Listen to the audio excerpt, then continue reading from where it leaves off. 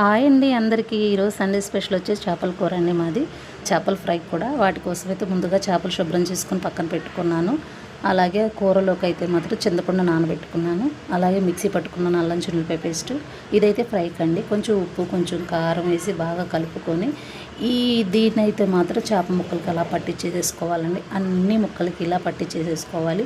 నేనైతే సగం ఫ్రై కోసం పెట్టుకున్నాను, సగం కర్రీ కోసం పెట్టుకున్నాను. ఇక్కడైతే ఈ ముక్కలన్నీ ఇవి ఫ్రై కోసం అని చెప్పేసి మసాలా మొత్తం వీటికి పట్టించేసాను. వీటిని అయితే పక్కన పెట్టేసుకున్నాను.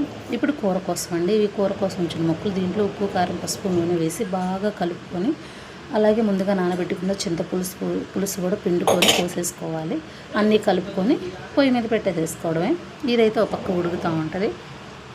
పక్కకి మార్చుకొని ఇప్పుడైతే నూనె బాండీలో వేసుకొని ఫ్రై కోసం నేను ఏర్పాటు చేసుకున్న ముక్కలన్నీ కూడా నూనెలో వేసేసుకున్నాను. ఇలా ఈవెన్గా వేయించుకోవాలి. ఒక పక్క కూర రెడీ అవుతుంది, ఇంకో పక్క ఫ్రై రెడీ అయిపోయింది చూడండి.